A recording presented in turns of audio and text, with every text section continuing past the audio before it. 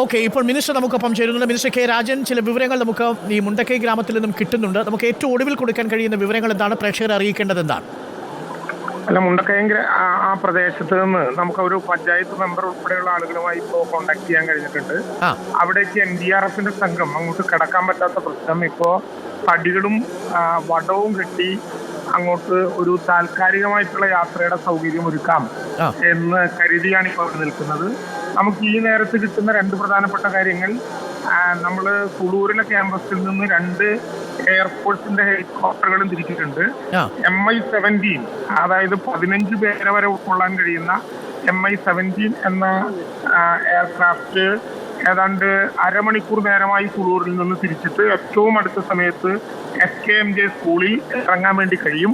അതോടൊപ്പം തന്നെ രണ്ടാമത്തെ ALH ഹെലികോപ്റ്ററും അവിടെ നിന്ന് തിരിച്ചിട്ടുണ്ട്.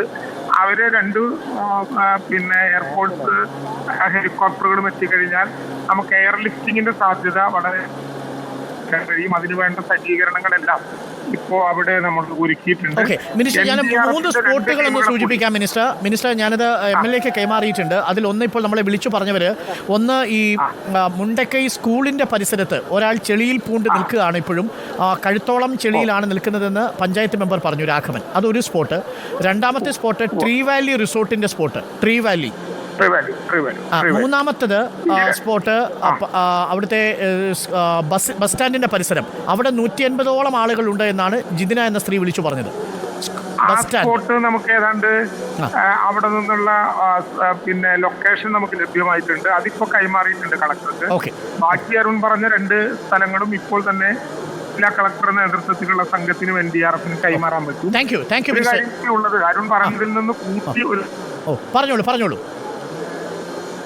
NDRF ടീമുകളെ കൂടി ബാംഗ്ലൂരിൽ നിന്നുള്ള 2 NDRF സംഘങ്ങൾ കൂടി ഇപ്പോൾ വയനാട്ടിലേക്ക് തിരിച്ചു. അതായത് ഇപ്പൊ നമുക്ക് മൊത്തം 3 യൂണിറ്റുകൾ കേരളത്തിൽ നിന്നും 2 യൂണിറ്റുകൾ ബാംഗ്ലൂരിൽ നിന്നും, മൊത്തം 5 യൂണിറ്റുകൾ അല്ലേ? അതെ, 5 യൂണിറ്റുകളുടെ സേവനം അവിടെ പൂർണ്ണമായി. നമ്മുടെ SDRFും അവിടെ ശക്തമാണെന്ന് തോന്നുന്നു അല്ലേ? SDRFും എത്തിയിട്ടുണ്ട്.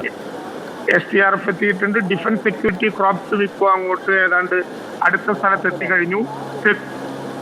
ഫയർ റെസ്ക്യൂ സർവീസുകളും അങ്ങോട്ട് തിരിക്കുകയാണ്. ഓക്കെ, അപ്പൊ എനിക്ക് തോന്നുന്നു ആ ഭാഗത്തേക്കുള്ള ഗതാഗതം പൂർണ്ണമായും നമുക്ക് ഇവർക്ക് വേണ്ടി മാത്രം ഗതാഗതം തുറന്നു കൊടുക്കാം അല്ലേ?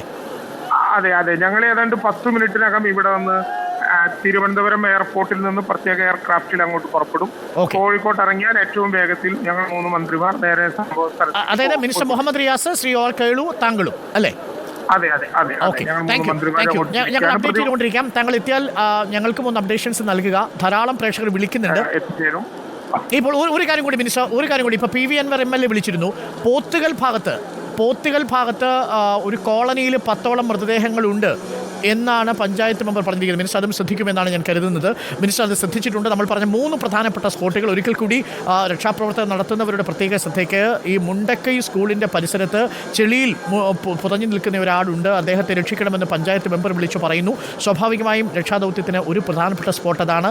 ആ പരിസരത്ത് ചില വീടുകൾ കൂടിയുണ്ടെന്ന് പറയുന്നു. രണ്ടാമത്തത് ട്രീ വാലി റിസോർട്ട് നിൽക്കുന്ന ഒരു സ്ഥലം.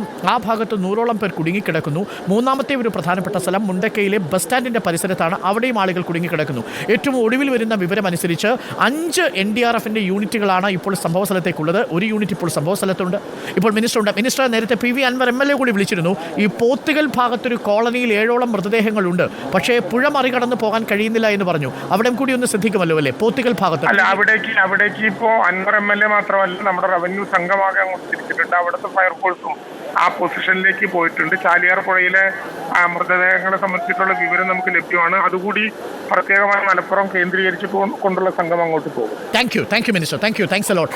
5 NDRFന്റെ സംഘങ്ങളാണ് അവിടെ എത്തുക. കൃത്യമായ അപ്ഡേഷൻസ് ആണ് പ്രേക്ഷകർക്ക് ലഭ്യമായിക്കൊണ്ടിരിക്കുന്നത്. പ്രേക്ഷകർ പ്രത്യേകം ശ്രദ്ധിക്കാൻ. ഞങ്ങളുടെ ഹെൽപ്പ് ലൈൻ നമ്പറുകളിൽ ഇതുമായി ബന്ധപ്പെട്ട മാത്രം കോളുകൾ നിങ്ങൾ ചെയ്യുക. മുണ്ടക്കൈ ഭാഗത്ത് കുടുങ്ങിക്കിടക്കുന്ന ആളുകളുണ്ടെങ്കിൽ, ഒപ്പം തന്നെ പോത്തുകൽ ഭാഗത്ത് എന്തെങ്കിലും ബുദ്ധിമുട്ടുകൾ നേരിടുന്നവരുണ്ടെങ്കിൽ, ചാലിയാർ പുരയുടെ തീരത്തുള്ളവരുണ്ടെങ്കിൽ, ഏതെങ്കിലും തരത്തിൽ പുറത്തു കടക്കാനാവാതെ ബുദ്ധിമുട്ടുന്നവരുണ്ടെങ്കിൽ, നിങ്ങളുടെ ശ്രദ്ധ വേണ്ടുന്ന ഇടമുണ്ടെങ്കിൽ നിങ്ങൾ തീർച്ചയായും നമ്മളുടെ ഹെൽപ്പ് ഡെസ്കിൻ്റെ നമ്പറിലേക്ക് വിളിക്കുക.